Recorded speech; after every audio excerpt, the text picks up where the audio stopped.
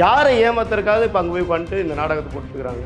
மணிப்பூரை எப்போ கேட்டாலும் சரி, மணிப்பூரை பார்த்தீங்களா, குஜராத்தை பார்த்தீங்களா, உத்தரப்பிரதேசத்தை பார்த்தீங்களா, அட முட்டாள் வந்தாங்களா, உங்கள் தொகுதிகளை பாருங்க போல.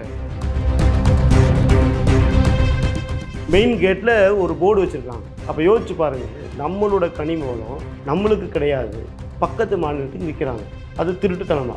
இதையெல்லாம் கேட்குறதுக்கு அந்த அக்காவுக்கு துப்பு கிடையாது. ஏன்னு கேட்டாங்கன்னா, இப்போ இன்னைக்கு இருக்கக்கூடிய சண்டை என்ன பிரச்சனை? பிஜேபியா திமுகவா? இதுதான் இன்னைக்கு தமிழ்நாட்டுடைய மிக முக்கியமான பேச்சு பொருளாக இருக்குது. வேறு கட்சிகள்லாம் எங்கே இருக்கிறாங்க? இவர் சொன்னால் யார் கேட்பா? யாருமே கேட்க மாட்டாங்க. அவங்க வீட்டில் இருக்கிற அந்த அம்மாவே, துர்கா ஸ்டாலினே கேட்க மாட்டாங்க. கடவுள் இல்லைன்னு சொல்கிறாங்க, அந்த அம்மா இருக்குதுன்னு போகிறாங்க. அப்போ வீட்லேயே இவர் பேச்சை கேட்கலன்னு தான் அர்த்தம். அப்போ இவங்க பண்ணுற பிடிஆருக்கு முதல் தமிழ் பேச வருதான்னு கேட்குறாங்க. இவ்வளோ வாய்களையே பேசுகிறாங்க, தமிழ் வாழ்க. சட்டமன்றத்துக்குள்ளே என்னால் தமிழ் வாசிக்க முடியாது, நான் இங்கிலீஷில் பேசவான்னு கேட்டவர். உண்மையாலுமே இது சிரிக்கிறதா அழுகிறதான்னு தெரியல. நீங்கள் நாம் இருவர் நமக்கு இருவர், நம்ம முதல்வர் அவர்கள் கூட இதை பேசிகிட்டு இருக்கிறார். நம்ம தமிழ்நாடு சிறப்பாக செயல்பட்டுச்சுன்னு. கலைஞர் அவர்களுக்கு எத்தனை குழந்தை? பெரியார் சொல்லியிருக்கிறார், அவருடைய 21ஆம் பக்கத்தில் திமுகக்கார தன் மனைவியை கூட விட்டு கொடுத்து ஓட்டுக்காக என்ன வேணால் பண்ணுவான்னு சொல்லியிருக்கிறார். அதை செய்கிறாரா இல்லையா? இன்னைக்கு சேகர்பாபு சிறந்த உதாரணம். அது பெரியாருடைய சிந்தனை அப்படியே கடைபிடிக்கிறார் சேகர்பாபு. இன்றைக்கி இவங்க எல்லா நாடகம் முடிவு வந்துருச்சு. இப்போ முடிவுரை எழுதிட்டு இருக்கிறோம். திமுகவுக்கு தமிழக மக்கள் முடிவுரை எழுதிட்டு இருக்கிறாங்க.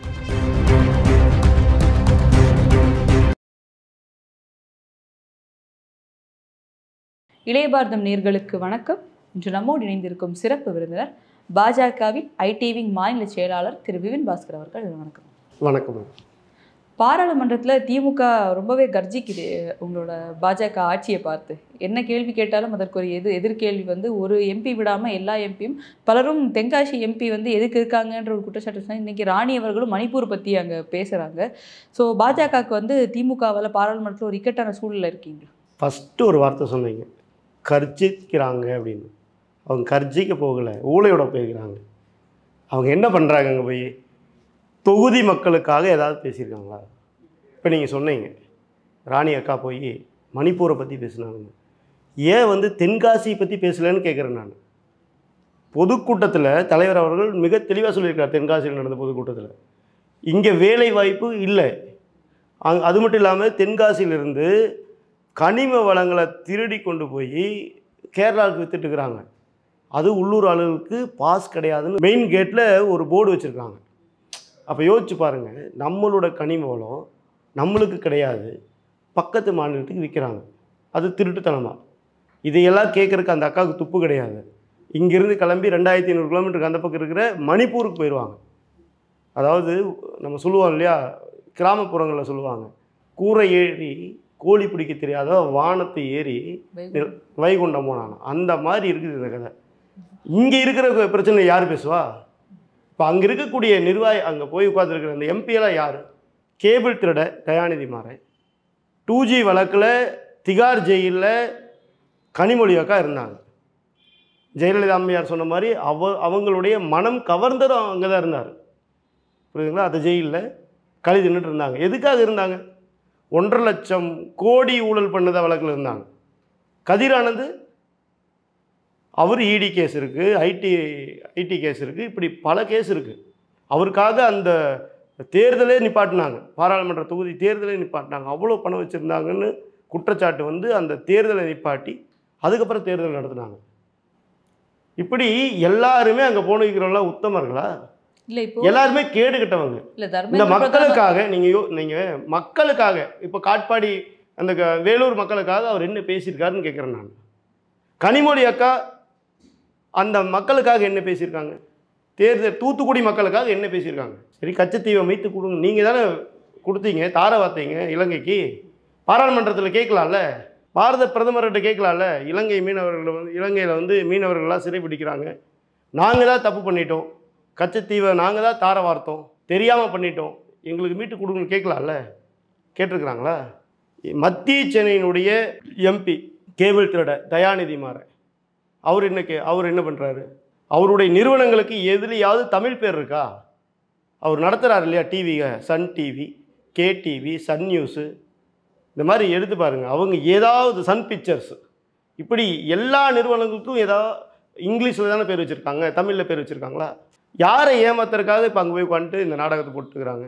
மணிப்பூரை எப்போ கேட்டாலும் சரி, மணிப்பூரை பார்த்தீங்களா, குஜராத்தை பார்த்தீங்களா, உத்தரப்பிரதேசத்தை பார்த்தீங்களா? அட முட்டாள் முண்டாங்களா, உங்கள் தொகுதிகளை பாருங்கள் போல. உங்கள் தொகுதியில் ரோடு கிடையாது, உங்கள் தொகுதியில் மக்களுக்கு குடிக்கிறதுக்கு நல்ல குடிநீர் கிடையாது. பல்லாவரத்தில் 3 பேர் சாக்கடை தண்ணி கலந்து குடித்து இறந்துருக்குறாங்க. அதுக்காக டிஆர் பாலு அவர்கள் என்ன கேட்டு கிழிச்சு விட்டார்? அங்கே போய் எதையாவது இந்த மக்களுக்காக கேட்குறாங்களா? ரோடு கிடையாது, குடிக்கிறதுக்கு நல்ல தண்ணி கிடையாது, நல்ல காற்று கிடையாது, நல்ல வீடு கிடையாது, நல்ல பள்ளிக்கூடம் கிடையாது. இப்படி இந்த மக்களை பற்றி எந்த சிந்தனையுமே இல்லாமல் அங்கே போய் உட்காந்துட்டு அவங்க கேட்குற கேள்வியே எப்பவுமே என்ன பண்ணுவாங்க?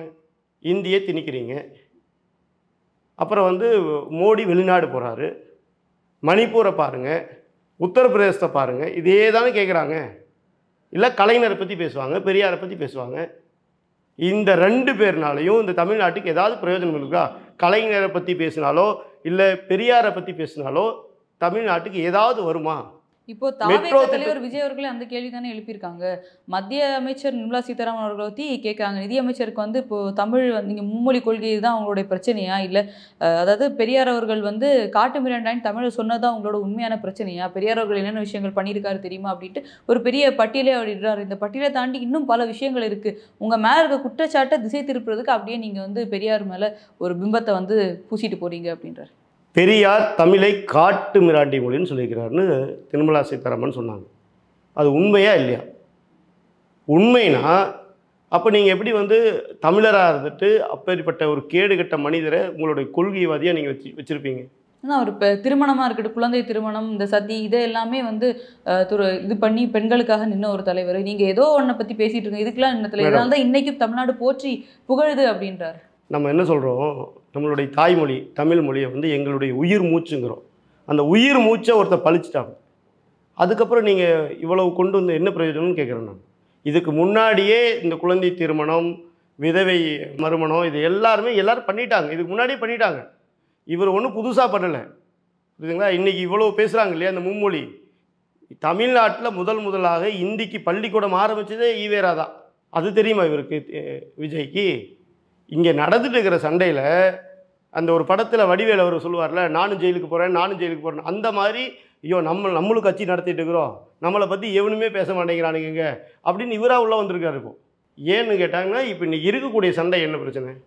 பிஜேபியா திமுகவா? இதுதான் இன்றைக்கி தமிழ்நாட்டுடைய மிக முக்கியமான பேச்சு பொருளாக இருக்குது. வேறு கட்சிகள்லாம் எங்கே இருக்கிறாங்க? இன்றைக்கி தமிழர்களுக்காக, தமிழ் மொழிக்காக நிற்கக்கூடிய கட்சி என்ன? பிஜேபி. தமிழரில் இருட்டடிப்பு பண்ணி அவங்கள அடிமையாக்கி முட்டாள்களாக்கி கொடி பிடிக்கவும் பேனர் ஒட்டுறக்கும் அதாவது போஸ்ட் ஒட்டுறக்கும் அப்படி பயன்படுத்தக்கூடிய கட்சி திமுக. இதை எதிர்த்து நிற்கக்கூடிய ஒரே கட்சி பாஜக தான். இதை தவிர வேறு இன்றைக்கி என்ன பேச்சு பொருள் இருக்குது சொல்லுங்கள்? அதனால் இவங்கெல்லாம் மீதி இருக்கிறவங்கெல்லாம் நாங்களும் இருக்கிறோன்னு காட்டிக்கிறதுக்காக இதுக்குள்ளே வர்றாங்க. நிர்மலா சீதாராமன் அம்மா கேள்வி கேட்டது என்ன தப்பு இருக்குன்னு கேட்குறேன். ஒரு கேடுகட்ட மனிதர், தமிழை காட்டு மிராண்டின்னு சொன்ன மனிதர், இந்த மொழியை கற்றுக்கிட்டிங்கன்னா நீங்கள் பிச்சை கூட எடுக்க முடியாதுன்னு சொன்ன ஒரு மனிதர், எல்லா அரசு அலுவலகங்களையும் அவருடைய ஃபோட்டோவை மாட்டியிருக்காங்களே, அதை விட கேவலமாக வேறு என்ன இருக்குன்னு கேட்குறேன். தர்மேந்திர பிரதான் அவர்கள் திமுக எம்பிக்கள் அநாகரிகமானவர்கள்னு சொல்லிட்டார். கரெக்டுங்களா? அதை சொன்ன ஒரு வார்த்தைக்கு என்ன குதிச்சாங்க தமிழக மக்களே. தமிழக மக்களை சொல்லலை, அவங்க திமுக எம்பி தெளிவாக சொல்லியிருக்கிறாங்க. இல்லை, திமுகவினர் வைக்கும் வாதம் அதானே. அதாவது எங்களை வாக்களித்து இந்த இடத்துக்கு கூட்டு வந்தது தமிழக மக்கள். அதை சொல்லும்போது தமிழக மக்கள் அநாகரிகமானவர்கள் சரி, இவங்களுக்கு ஒரு புகழ் கிடச்சிதுன்னு வச்சுக்கோங்களேன், உடனே திராவிடன்னு சொல்லிடுவானுங்க. திராவிட பார்த்தீங்களா, திராவிடர், நாங்கள் திராவிடர்கள், அதனால தான் எங்களுக்கு கிடச்சிதுமானு. இவங்களுக்கு ஒரு பிரச்சனைன்னு வச்சுக்கோங்க, இவங்களை யாராவது திமுக காரனை எவனா அசிங்கமாக பேசிவிட்டாங்கன்னு வச்சுக்கோங்க, உடனே பாருங்கள் தமிழர்களை கேவலப்படுத்தி விட்டார்கள் அப்படிம்பாங்க. இவங்களை இதுதான் இரட்டை நாடகம். இல்லை, வைகோ அவர்கள் பாராளுமன்றத்தில் போராடுறாரு, மன்னிப்பு கேளுங்க, கனிமொழி கிட்ட மன்னிப்பு கேளுங்கன்றார். சரி, அவமானப்படுத்துறது தமிழக மக்களையே கனிமொழி. வைகோ அவர்கள் கனிமொழின்னு தான் சொல்கிறார், கரெக்டுங்களா? கனிமொழி அக்கா தமிழர்களின்னு சொல்கிறாங்க. ஆனால் கனிமொழி அக்கா எழுதின லெட்டரில் கீழே திமுக எம்பிகள் தெளிவாக எழுதிக்கிறாங்க, புரியுதுங்களா? அப்போ வைகோ சொன்னது கனிமொழி அக்கா. இப்போ கனிமொழி அக்காக்கிட்ட தான் மன்னிப்பு கேட்கணும் அப்படின்னா எதுக்கு பாராளுமன்றத்தில் போய் அங்கே போய் கோஷம் போடணும்? அதாவது இன்றைக்கி வந்து வைகோ எதுக்கு இந்த பிட்டு போட்டாருன்னு தெரில. துரை வைகோ ஆல்ரெடி வந்து எம்பி ஆயிட்டார், சரிங்களா? இன்னும் எதுக்காக இந்த பிட்டுன்னு தெரில. இப்போ எதுக்கு யார் போட்டின்னு தெரில. ஆராசா போட்டியா, இல்லை வைகோ போட்டியா, இல்லை இருக்கக்கூடிய வேறு எம்பி யாரா போட்டியா அப்படிங்கிறது தெரியலைங்க. என்ன நடக்குதுன்னு தெரில. அது மட்டும் இல்லாமல் நீங்கள் கனிமொழி அக்காவை அவமானப்படுத்துகிறதா இருந்தால் நீங்கள் வந்து வைகோ அவர்கள் யாரை கண்டிக்கணும்? முதல்ல கலைஞர் கண்டிக்கணும். ஏன்னா அந்த அக்கா அப்பா அப்படின்னு யாரையுமே கூப்பிட முடியல சின்ன வயசில். அப்படிப்பட்ட சூழ்நிலை அந்த அக்காவுக்கு இருந்தது. அந்த வேதனை என்னாலையும் புரிஞ்சுக்க முடியுது. அந்த அப்பாங்கிற சொல்லும்போது நான் அவர்களுடைய தந்தை அல்லன்னு ஒருத்தர் சொன்னாருங்க. கலைஞர் கருணாநிதி சொன்னது. அது சொன்னாரா இல்லையா? சொன்னார். அப்போது வைகோ அவர்கள் யாரை கேட்கணும்? கலைஞரை தானே கேட்கணும். இன்றைக்கி அப்பா அப்பான்னு எல்லாரும் என்னை கூப்பிட்றாங்க, எனக்கு ஒரே மகிழ்ச்சியாக இருக்குன்னு சொன்னார்ல அவர் அண்ணன் ஸ்டாலின். அப்பான்னு ஆனதுக்கப்புறம் அதை பற்றி பேசியிருக்கணும்ல. என் தங்கைக்கு கூட அப்பான்னு அன்றைக்கி யாருமே கிடையாது, நான் தான் அப்பாவாக இருந்து பார்த்துக்கிட்டேன் சொல்லியிருக்கலாமா வேண்டாமா? தமிழக மக்கள் கொண்டாடி இருப்பாங்களா அவரை? இன்னைக்கு அந்த அக்காவுக்கு அன்னைக்கு அந்த சின்ன வயசில் அப்பான்னு சொல்கிறதுக்கு ஆள் கிடையாது. இல்லை, கனிமொழி அவர்கள் அந்த கேள்வி எழுப்பினதுக்கு அப்புறமா தான் தர்மேந்திர பிரதான் அவர்கள் அவருடைய வாதத்தை முன் வச்சுட்டு திமுக எம்பிக்கள் எல்லாமே அன்சிவிலைஸ்ட் அன்டெமோக்ராட்டிக் அப்படின்னு சொல்லி அவர் பேசுகிறார். அப்போது கனிமொழி அவர்கள் கேட்ட கேள்விக்கு தர்மேந்திர பிரதான் அவர்கள் இந்த மாதிரி ஒரு பதிலடி கொடுக்குறா, நீங்கள் கனிமொழி கிட்ட மன்னிப்பு கேளுங்க அப்படின்னு எடுத்துக்கலாம் இல்லையா? அப்படி கிடையாது. நீங்கள் மிக தெளிவாக சொல்கிறாரு. நீங்கள் கனிமொழி அக்கா உட்பட எல்லாம் என்னுடைய சகோதரிகள் தான். எல்லாருமே என்னுடைய கேபினுக்கு வந்தீங்க, எம்ஓஎம்எல் கையெழுத்து போட்டீங்க, எல்லாம் பண்ணிட்டீங்க. நீங்கள் என்ன சொன்னீங்க? தமிழ்நாட்டில் போய்ட்டு இது எப்படி இம்ப்ளிமெண்ட் பண்ணலாம் அப்படிங்கிறது நான் உங்களுக்கு சொல்கிறேன்ட்டு வந்தீங்க. வந்துட்டு யூடர்ன் அடிச்சிங்களே, எல்லாம் ஓகே பண்ணிட்டு தானே வந்தீங்க. ஸ்டாலின் அவர்கிட்ட பேசிட்டு தானே வந்தீங்க. அவர் சொல்லாமல் நீங்கள் அங்கே வந்திருக்க மாட்டீங்களா? சூப்பர் சிஎம் யாருன்னு அந்த சூப்பர் சிஎம் யாருன்னு கேட்குறாரு. அப்போது நீங்கள் அது மட்டும் இல்லை, நீங்கள் இது உலகத்தரம் வாய்ந்த இந்த கல்வி, தேசிய கல்விக் கொள்கைங்கிறது உலகத்தரம் வாய்ந்த கல்வி. அதை வந்து இன்றைக்கி அந்த தமிழக மக்கள் கிடைக்க செய்யக்கூடிய அந்த சூப்பர் சிஎம் யார் அப்படிங்கிறது தான் அந்த கேள்வி. ஏன்னா இன்றைக்கி இப்போ யோசிச்சு பாருங்கள், அந்த நவோதயா பள்ளி இங்கே வந்தால் ஒரு மாவட்டத்துக்கு ஒரு பள்ளி தான் வருது. ஒரு பள்ளி வர்றதுக்கு இவ்வளோ கதறலைங்க. நீங்கள் ஒவ்வொரு நகரத்துக்கு அந்த பள்ளி வர்ற மாதிரி இருந்தால் இங்கே என்ன ஆவாங்கன்னு யோசிச்சு பாருங்கள். திமுக நடத்தக்கூடிய அனைத்து கல்வி நிறுவனங்களும் இன்றைக்கி இழுத்து மூட வேண்டியதாக போயிடும். அவங்களுக்கு வருமானமே கிடைக்காது. நீட்டில் எப்படி வந்து மருத்துவக் கல்லூரி அவங்க நடத்திட்டு இருக்கிற மருத்துவக் கல்லூரிக்கு பணம் போகலையோ, அதே மாதிரி இந்த தேசிய கல்விக் கொள்கையை கொண்டு வந்தோம்னா இவங்க நடத்தக்கூடிய பள்ளிக்கு யாருமே போக மாட்டாங்க. இன்னொன்று வந்து இப்போ எல்லாரும் சொல்கிறாங்க, நீங்கள் அன்னைக்கு சைன் போட்டீங்க, இன்றைக்கே எதிர்க்கிறீங்கன்னு கேட்குறாங்க. ஏதோ ஒரு விஷயத்தை நம்ம பண்ணுறோம், அதில் வந்து ஒரு தவறு இருக்குது, நம்ம பண்ணது தப்பு அப்படின்னு நம்ம திருத்திக்கலாம் இல்லையா? அது மாதிரி அவங்க அன்னைக்கு வந்து கையெழுத்து போட்டவங்க அதுக்கு ஓகே அப்படின்னு சொல்லிட்டாங்க. இப்போ பார்க்கும்போது அதில் ஒரு திணிப்பு இருக்குது, மும்மொழி கொள்கை திணிப்பு இருக்குது. ஸோ நான் அக்செப்ட் பண்ணிக்கல அப்படின்னு ஒரு மாற்று கருத்தை முன் வச்சாங்கன்னு எடுத்துக்கலாம் இல்லையா? மாற்று கருத்துனா சொல்லுங்கள், என்ன பிரச்சனைங்கிற சொல்லுங்கள். அதை தானே அவங்க கேட்குறாங்க. நான் இப்போ கூட எவ்வளோ தடவை வேணாலும் உங்கள்கிட்ட மன்னிப்பு கேட்குறேன், ஆனால் நீங்கள் வாங்க பேசுவோம், ஏன்னா மாணவர்களுடைய கல்வித்தர பாதிக்கப்படுது அப்படிங்கிறாங்க. ஏங்க நான் என்ன கேட்குறேன், இந்த திமுக அரசாங்கம் இதுக்கு மட்டும்தான் யூட்டன் அடித்தாங்களா?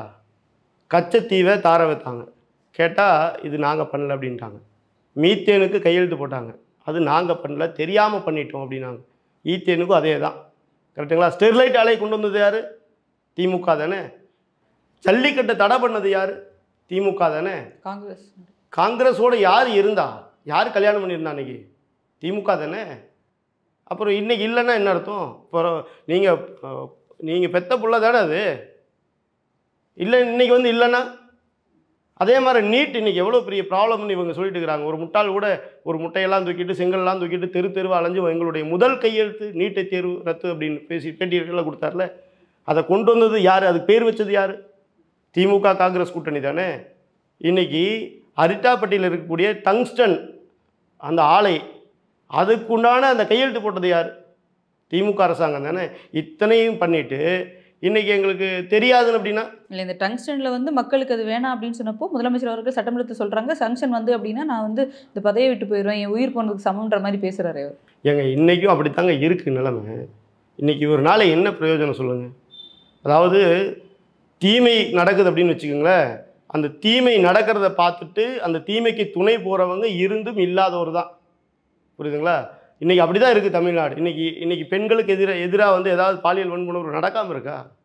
நடத்துறதே திமுக காரன் தான். அதான் அவங்க சொல்றாங்க, நீங்க மத்த இந்தியாவில் இருக்க மாநிலத்திலலாம் எடுத்து பார்த்தீங்கன்னா தமிழகத்தில் வந்து குறைவாக இருக்கு. மற்ற யூபி இந்த மாதிரியான மாநிலங்கள் எடுத்து பார்த்தா 1000க்கும் மேற்பட்டு இருக்கு. இங்கெல்லாம் பார்த்தீங்கன்னா 300 400 தான் இருக்கு. கட்டுப்பாட்டை வச்சிருக்கோம். அதில் யாராவது தவறு பண்றோம் நாங்கள் உடனே நடவடிக்கை எடுக்கணும் அப்படின்றாங்க.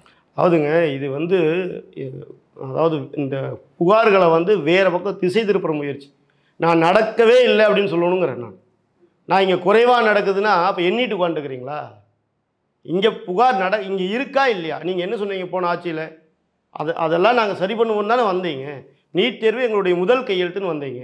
தங்க நகையெல்லாம் வந்து எல்லா கடனையும் தள்ளுபடி பண்ணிடுவேன். நீங்கள் அதெல்லாம் ஏன் பண்ணலை? நீங்கள் சொன்ன வாக்குறுதிகளாக யூட்டன் அடிச்சிருக்கிறீங்கல்ல. அதனால தான் தர்மேந்திர பிரதான் சொல்கிறாரு. நேற்று அண்ணாமலை அவர்கள் மேடையில் பேசும்போது என்ன சொல்றாரு, டுபாக்கூ ஸ்டாலின் அப்படின்னு சொல்றாரு. ஒரு முதலமைச்சரை பேச வேண்டிய அன்னைக்கு பார்த்தா அவர் லண்டன் போகிறதுக்கு முன்னாடி எடப்பாடி பழனிசாமி அவர்களை தற்கூரி எடப்பாடி பழனிசாமி அப்படின்றாரு. இப்போ டுபாக்கூர் ஸ்டாலின் அப்படின்றாரு. ஒரு முதல்வரை வந்து யூஸ் பண்ணுற டேமா இது? முதல்வர் நடந்துக்கிற முறையில் தாங்க இருக்குது. அவர் என்ன சொல்கிறாரு, இந்தியில் திட்டினா நீங்கள் திருப்பி தமிழில் திட்டுங்கிறார். இது ஒரு முதல்வர் சொல்கிறதா? சொல்லுங்கள், ஒரு முதல்வர் சொல்கிற பேச்சா இது? முடியுமா முடியாதா? ஒரு முதல்வர் பேசக்கூடிய பேச்சா? இல்ல, ஒரு பணம் கொடுக்க முடியுமா முடியாது? அண்ணாமலை அவர்கள் இந்த மாதிரி ஒரு வார்த்தையில் ஏதோ திட்டியிருந்தாங்க அப்படின்னா பாஜக அமைதியா இருப்பீங்களா? அன்னைக்கு இந்த மாதிரி 1 மில்லியன் ஏதோ ட்ரெண்ட் பண்ணிட்டு நீங்க இருந்திருப்பீங்க இல்லையா? ஒரு முதலமைச்சர் அப்படின்றப்போ மோடி அவர்களை வந்து கைவிலங்கு போட்டு வைக்கிறாங்க, மோடி அவர்கள் இந்த மாதிரி பேசுறான்றப்போ ஒரு பிரதமரை நம்ம எப்படி அது சொல்லலாம் அப்படின்னு கேட்கும்போது அதே விஷயம் தானே இங்கேயும் அப்ளிகபிள் ஆகணும். அதாவதுங்க முதல்வர் நடந்துக்கூடிய விதத்தில் தான் இருக்குங்கிறேன். இன்னைக்கு பாரத பிரதமர் நரேந்திர மோடி அவர்கள் உலகத்தில் எந்த மூலை முடுக்கிலும் ஒரு தமிழன் பாதிக்கப்பட்டால் அப்படியே அழகாக ஒரு சிராய்ப்பு கூட இல்லாமல் தமிழ்நாட்டுக்கு கொண்டு வந்து கொடுக்குறாரு. இன்றைக்கி அந்த திறமை நம்ம முதல்வருக்கு இருக்கா? இவர் கூட்டணியில் இருக்கக்கூடிய காங்கிரஸ் கர்நாடகாவில் இருக்குது. அவங்க என்ன சொல்கிறாங்க, நாங்கள் அணையை கட்டியே தீர்வோங்கிறாங்க. மேகதாது அணையை கட்டியே தீர்வோன்னு சிவகுமார் சொல்கிறார். இவரால் எதிர்த்து கேள்வி கேட்க முடியுதா? இவர் இங்கிருந்து போய் அந்த ஈவேராவுடைய அங்கே சிலையெல்லாம் திறந்து வச்சுட்டு வந்தார் பெரியார் இதில் வைக்கமில். அங்கே பெரியார் அணையினுடைய நீர்மட்டத்தை இவரால் உயர்த்த முடியுமா? இப்படி எல்லா பக்கமும் பிரச்சனை இருக்குது. இவர் சொன்னால் யார் கேட்பாங்க? யாருமே கேட்க மாட்டாங்க. அங்கே வீட்டில் இருக்கிற அந்த அம்மாவே துர்கா ஸ்டாலினே கேட்க மாட்டாங்க. இவர் சொல்கிறார் கடவுள் இல்லைன்னு சொல்கிறார், அந்த அம்மா இருக்குதுன்னு போகிறாங்க. அப்போ வீட்லேயே இவர் பேச்சை கேட்கலன்னு தானே அர்த்தம். ஆனால் திமுக எம்பிகள் என்ன சொல்கிறாங்க அப்படின்னா, முதல்வர் அவர்கள் சமூக வலைதளத்தில் ஒரு ட்விட் போடுறாரு, ஏதோ ஒன்று எழுதுறாருன்னா கன்னியாகுமரியிலேருந்து காஷ்மீர் வரைக்கும் எல்லாரும் பார்த்துட்டு இருக்காங்க, என்ன போட போகிறாரு, என்ன இது பண்ணுறாரு அப்படின்னு. இந்தியாவை வந்து வழிகாட்டும் தலைவராக ஸ்டாலின் இருக்கிறாரு அப்படின்னு. அதாவது பூனை கண்ணை மூடிடுச்சுன்னா உலகம் இருந்துருச்சுன்னு நினச்சிட்டாங்க. அந்த மாதிரி இருக்குது. அதாவது இவர் கோமாளி முதல்வர்னு உலகத்துக்கு எல்லாத்துக்கும் தெரியுங்க. சரிங்களா? இவர் துண்டு சீட்டு எடுத்து படித்தாருன்னா என்ன படிப்பாருன்னு எல்லாத்துக்கும் தெரியும். சரிங்களா? அன்னைக்கும் கூட நம்ம பார்த்தோம். வைக்கமல் கூட பார்த்தோம். வைக்கமல் கூட ஸ்டாலின் அவர்களை சொல்றீங்க. செந்தில் பாலாஜி அவர்கள் 2 நாள் முன்னாடி பேசும்போது அண்ணாமலை அவர்கள் தான் அரசியல் கோமாளி அப்படின்ட்டு சொல்றாரு. அதாவதுங்க 5 கட்சி மாறி அமாவாசை, சரிங்களா, ஊழல் வழக்கில் தண்டனை பெற்ற ஒரு கைதி, இவரெல்லாம் வந்து எங்கள் தலைவரை பார்த்து பேசுறதுக்கு எந்த விதமான அருகதையும் கிடையாது. ஒரு சிறு துளி அளவு கூட, ₹1 கூட, 1 பைசாவுக்கு கூட ஊழல் செய்யாத, ஒரு லஞ்சம் வாங்காத ஒரு சிறந்த தலைவர் எங்கள் தலைவர் அண்ணாமலை அவர்கள். அவர் காவல்துறையில் எப்படி பணியை செய்தார்? ஒரு நல்ல அதிகாரி பார்த்தா பேண்ட்டில் உச்சா போயிடுவான்னு சொல்லிட்டு ஒரு வசனம் இருக்கும். அந்த மாதிரி எங்கள் தலைவரை எதிர்த்து நின்னங்காட்டிக்கு அவர் உச்சா போனார். நம்ம கண் கூட பார்த்துருக்குறோம், வரலாறு இருக்குது. சரிங்களா? சிங்கம் படத்தில் நம்ம சொல்கிறோம் இல்லையா, சிங்கம் படத்தை பார்ப்போம், சூப்பர் சூர்யா அருமையாக பண்ணிட்டார் அப்படி. அந்த கதை உருவானது இங்கே. கரு யார்? அண்ணாமலை தானே. அப்படிப்பட்ட ஒரு நபரை பேசும்போது இவங்களாம் கண்ணாடி பார்த்துட்டு பேசணும். நம்ம எப்பேற்பட்ட ஆளுங்க, நம்ம எவ்வளோ கேவலமானவனுங்க, நம்ம தெருவில் இறங்கினா இன்றைக்கி சேர்த்தெடுத்து அடிக்கிறானுங்க, நாளைக்கு செருப்பு கழட்டி அடிப்பானுங்க. அந்தளவுக்கு கேவலமான அரசியல்வாதிங்க. நம்ம வந்து ஒரு நேர்மையான ஒரு ஆளை பார்த்து பேசுகிறோமே அப்படிங்கிற அந்த பயம் இருக்கும். பிடிஆர் பழனிவேல் தியாகராஜன் அவர்கள் வந்து இருமொழி கொள்கை போதும் அப்படின்ட்டு பேசுகிறாங்க. என்னோட பசங்களும் இருமொழி தான் படிக்கிறாங்க அப்படின்ட்டு அவர் சொல்கிறாரு. அதற்கு அண்ணாமலை அவர்கள் வந்து இன்னொரு கேள்வி திரும்ப அவருக்கு சொல்லும்போது சொல்கிறார், என்ன அதாவது மும்மொழி அப்படி வேணும்னா பைத்தியக்காரன் தான் படிப்பான், இருமொழி அப்படின்ற பேசும்போது அப்போ என்ன பிடிஆர் பைத்தியக்காரனா அப்படின்ற மாதிரி கேட்குறாரு. அவர் குழந்தைகளும் இருமொழி தானே படிக்கிறாங்க. இருமொழியில் என்ன படிக்கிறாங்க? இருமொழியில் அமெரிக்கன் பள்ளியில் என்ன படிக்கிறாங்க? அவர் முதல் மொழி வந்து இங்கிலீஷ், 2வது மொழி ஃப்ரெஞ்சு, இல்லைன்னா ஸ்பானிஷ். அப்போ 3 மொழி இருக்கா இல்லையாங்க? நீங்கள் ஆப்ஷனலாக இன்னொரு மொழி எடுத்துக்கலாம்ல. அதை தான் சொல்கிறாரு எங்கள் தலைவர். நீங்கள் முதல்ல அங்கே தமிழ் இருக்கா? முதல்ல பிடிஆர் இவ்வளோ வாய்களையே பேசுகிறாருல, தமிழ் இருக்காங்க. தமிழ் வாழ்க. இன்றைக்கும் கூட ரூங் அப்படிங்கிற சிம்பலை போட்டு, அது யார் கண்டுபிடிச்சா? ஒரு தமிழன் கண்டுபிடிச்சான். எப்படி வந்து ஜெய்ஹிந்துங்கிற வார்த்தை செம்பகராமன் தமிழர் கண்டுபிடிச்ச அந்த வார்த்தையை பயன்படுத்த மாட்டேன்னு அடம்பிடிச்சானுங்களோ அதே மாதிரி இன்னைக்கு அந்த ரூபாய்க்கு உண்டான அந்த சிம்பலை கண்டுபிடிச்சது உதயகுமார். தர்மலிங்கம் எம்எல்ஏ உடைய ஒரு மகன், அவர் திமுக எம்எல்ஏ உடைய மகன். அவர் கலைஞர் தானே அதை காமிச்சார். அந்த ஃபோட்டோவெல்லாம் காமிச்சு அவர்கிட்ட போய் வாழ்த்தெல்லாம் பெற்றார்ல. யாரை இன்றைக்கி அவமதிக்கிறாங்க? தமிழர்களை இன்றைக்கி யார் அவமதிச்சுட்டு இருக்கிறா? திமுக தானே அவமதிக்குது. உலகம் பூரா இன்றைக்கி அந்த சிம்பல் பயன்படுத்துகிறானா இல்லையா? அப்படிப்பட்ட அந்த புகழ் மிக்க ஒரு நபர் யார்? தமிழர் தானே. அந்த தமிழருக்கு இன்றைக்கி அவமானப்படுத்துகிறாங்களா இல்லையா? அப்போ இவங்க பண்ணுற பிடிஆருக்கு முதல் தமிழ் பேச வருதான்னு கேட்குறேன் நான். இவ்வளோ வாய்களையே பேசுகிறாங்க, தமிழ் வாழ்க. இதே சட்டமன்றத்துக்குள்ளே என்னால் தமிழ் வாசிக்க முடியாது, நான் இங்கிலீஷில் பேசவான்னு கேட்டவர் இவரெல்லாம் வந்து பேசலாமா? முதல்ல இன்றைக்கி அவருடைய நிலைமை தான் இன்றைக்கி தமிழக பள்ளிக்கூடங்களில், அரசு பள்ளிக்கூடத்தில் இருக்கக்கூடிய மாணவர்களுடைய நிலைமை. தமிழ் படிக்க வர மாட்டேங்குது. எங்கள் தலைவர் இந்த ஏசருடைய ரிப்போர்ட்டை மிக தெளிவாக சொல்லியிருக்கிறார். 3ஆம் வகுப்பு பையனுக்கு வந்து படிக்க தெரிய மாட்டேங்குது, 8ஆம் வகுப்பு பையனுக்கும் படிக்க தெரிய மாட்டேங்குது தமிழ். இன்றைக்கி தமிழ் அரசு பள்ளியில் இருக்கக்கூடிய மாணவர்களுடைய நிலைமை இதுதான். நான் உடனே உத்தரப்பிரதேசத்தை பாரு, குஜராத்தை பாரு, நீ போல் உங்கள் ஸ்கூலை பாடுறா, இங்கே தமிழ்நாட்டை பாரு, நம்ம மக்களை பாருங்கள். இல்லை, இதெல்லாம் சொல்கிறவங்களும் ஒரு குறிப்பிட்ட அளவு கையில் காசு இருக்குது அப்படின்னா கொண்டு போய் சிபிஎஸ்சி இந்த மாதிரியான பள்ளிகளை தான் சேர்க்கணும். அந்த பள்ளிகள் இப்போ மெட்ரிகுலேஷன் பள்ளிகளில் எடுத்தாலே நான் படிக்கும் காலகட்டத்திலேருந்து வந்து ஸ்கூலில் வந்து தமிழில் பேசிட்டோம் அப்படின்னா ஃபைன் போடுற ஒரு நிலை இருக்குது. அப்போ இப்படி நீங்கள் இருக்கும்போது உங்கள் குழந்தைங்களை வந்து அந்த ஸ்கூலுக்கு விடாமல் இருக்கலாம் இல்லையா? அங்கே வந்து தமிழுக்கு நாங்கள் முக்கியத்துவம் கொடுக்குறோம், தமிழ் தான் இம்பார்ட்டன்ட்னா அந்த மாதிரி தமிழ் பேசினாலே ஃபைன் போடுற ஸ்கூலில் வந்து நாங்கள் எங்கள் குழந்தைகளை சேர்க்க மாட்டோம் அப்படின்றதோ இந்த விஷயத்தை வந்து வெளியில் சொல்லாமல் இல்லையா? அதாவதுங்க, இன்றைக்கி உலக லெவலில் இருக்கக்கூடிய அந்த கல்வி முறையில் நம்மளை அரசு பள்ளி மாணவர்களுடைய ரொம்ப பின்தங்கி இருக்காங்க. நீங்கள் வந்து நம்ம இன்றைக்கும் நிறைய பேர் வந்து அரசு பள்ளியில் ஏன் படிக்க வைக்கல அப்படிங்கிற அந்த கேள்வி வருது. நம்ம வந்து இன்றைக்கி இருக்கக்கூடிய சிலபஸ் சிபிஎஸ்சி சிலபஸ் படித்தா தான் நம்ம உலகத்தரத்தில் இருக்கக்கூடிய எல்லா கல்வி நிறுவனங்களோடையும் போட்டி போட முடியும், அந்த மாணவர்களோட போட்டி போட முடியும். அதைத்தானே பாரத பிரதமர் நரேந்திர மோடி அவர்கள் சொல்கிறாரு, தேசிய கல்விக் கொள்கை கொண்டு வந்து அனைவருக்கும் சமமான கல்வி தருவாங்கிறார். நீங்கள் கேட்ட அதே கேள்வி தான். எங்கள் அப்போ சிபிஎஸ்சி சிலபஸில் படிக்கிறதெல்லாம் வந்து 12ஆவது வகுப்பு படிக்கிற பையன் தான் வந்து அங்கே எல்கேஜி படிக்கிறானா? அங்கேயே அதே வயசு ஒத்த வயசு இருக்கிற பையன் தானே படிக்கிறான். அப்புறம் அவனுக்கு பணக்காரனுக்கு ஒரு அதிக அளவு அறிவும் ஏழைக்கு கம்மியான அறிவோடைய இந்த இறைவன் படைச்சிட்டாங்க இந்த உலகத்தில். எல்லாத்துக்கும் சமமான அறிவு தானே. இது வந்து சமூக நீதியை வந்து குழி தோண்டி புதைக்கிற செயல். அதான் எங்கள் பாரத பிரதமர் நரேந்திர மோடி அவர்கள் அனைவருக்கும் சமமான கல்விங்கிறார். நீங்கள் ஏழை பணக்கார யாராக வேணா இரு, ஆனால் ஒரே மாதிரி கல்வி படியுங்கன்னு சொல்கிறாங்க. இவங்க என்ன பண்ணுறாங்க? இவங்க நடத்தக்கூடிய இன்ஸ்டியூட் எல்லாம் மூட வேண்டியதாயிருன்னு பயப்படுறாங்க. உதயநிதி அவர்கள் நேற்று ஒரு கல்யாணம் நடத்தி வைக்கிறாங்க. அதாவது ஸ்டாலின் அவர்களுக்கு 74 வயது பிறந்தநாள் அப்படின்றப்போ 74 நிகழ்ச்சிகள் நடத்துகிறாங்க. சேகர்பாபு அவர்கள் தான் தலைமையேற்று இதை பண்ணுறாங்க. அதில் பேசும்போது அவர் சொல்கிறாரு, சேகர்பாபு அவர்கள் வந்து முழுநேர அரசியல்வாதியாக தான் இருக்கார், கட்சிக்காக கழகத்துக்காகவும் உழைக்கிறாரு, அது மட்டும் இல்லாமல் அறநிலையத்துறையும் சிறப்பாக செயல்படுறார். இனி வந்து திருமணத்துறை அப்படின்னு ஒன்று எடுத்து கொடுத்தா கூட அவர் சிறப்பாக பண்ணுவார். ஏன்னா அவரோட இந்த இதிலேயே வந்து அறநிலையத்துறை சார்பாக நிறைய திருமணங்கள் நடத்தி வச்சிருக்காரு. அது அப்படின்னா சமூக நல்லிணக்க திருமணங்கள் அந்த மாதிரியானது, இதில் பலதும் காதல் திருமணமாக இருக்குது அப்படின்ட்டு சொல்லி அவர் அங்கே பேசுகிறாரு. அதுவும் இன்னொரு விஷயம் சொல்கிறாரு, நீங்கள் வந்து நாம் இருவர் நமக்கு இருவர் அப்படின்றதுல தான் வாழணும் நம்ம. ஆனால் இன்னொரு விஷயம் என்ன அப்படின்னா, இந்த மாதிரி ஒரு பர்த் கண்ட்ரோல் நம்ம பண்ணதுனால ஒன்றிய அரசு நமக்கு என்ன பண்ணியிருக்கு அப்படின்னா டீலிமிட்டேஷன் அப்படின்ற ஒன்று கொண்டு வந்து தொகுதி மறுவரையில் நம்மளை வந்து தண்டிக்கிறாங்க அப்படின்ற ஒரு கருத்தை முன் வச்சிருக்காரு. உண்மையாலுமே வந்து இது சிரிக்கிறதா அழுகிறதான்னு தெரியல. நீங்கள் நாம் இருவர் நமக்கு இருவர், நம்ம முதல்வர் அவர்களோடு அதை பேசிகிட்டு இருக்கிறார். நம்ம வந்து தமிழ்நாடு சிறப்பாக செயல்பட்டுருச்சுன்னு. கலைஞர் அவர்களுக்கு எத்தனை குழந்தைகள்? நாம் இருவர் நமக்கு இருவர் தான் வாழ்ந்தார் அவர். 6 குழந்தைகள், சரிங்களா? ஆனால் சேகர்பாபு அண்ணன் சொன்ன மாதிரி இந்த திருமணத்துக்குன்னு ஒரு அமைச்சரவை உருவாக்கி ஸ்டாலின் அவர்களே கொடுக்கலாம், இது தப்பு கிடையாது. ஏன்னா அவங்க அப்பா கலைஞருக்கு 3 பொண்டாட்டி, 3 திருமணம் பண்ணுவார் அவர். அதனால் இது பொருந்தவர்களுக்கு. அப்படி அவர் தலைமையில், ஸ்டாலின் அவர்கள் தலைமையில் முதல் கல்யாணம் அந்த அமைச்சரவை உருவாக்கப்பட்டு முதல் கல்யாணத்தை சேகர்பாபு அண்ணனுடைய மகளுக்கு பண்ணி வைக்க சொல்லுங்கள்.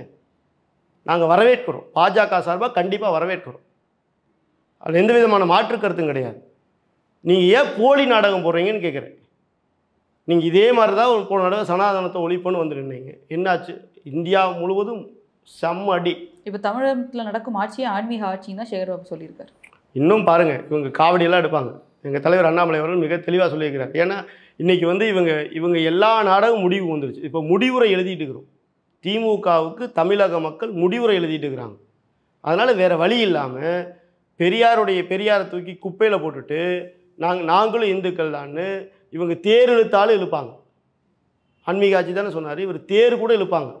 ஏன்னா எலெக்ஷன் வேறு வரப்போதில்ல, காவடி எடுப்பாங்க, தேர் இழுப்பாங்க, அழகு குத்திக்குவாங்க, எல்லா வேலையும் பண்ணுவாங்க. ஏன்னா ஓட்டுக்காக என்ன வேணால் பண்ணுவாங்கன்னு பெரியார் சொல்லியிருக்கிறார்.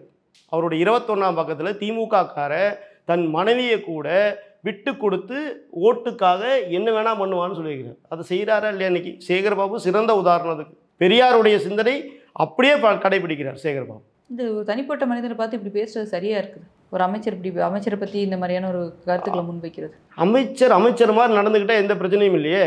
நீங்கள் ஒரு கூட்டத்தில் போயிட்டு நின்றுட்டு இந்து அறநிலைத்துறை அமைச்சராக இருந்துட்டு அல்லுலுயாங்கிறீங்க. நீங்கள் அதுக்கு அப்போது இந்து அறநிலைத்துறைக்கு உண்மையாலுமே அமைச்சரானு கேட்குறேன் நான்.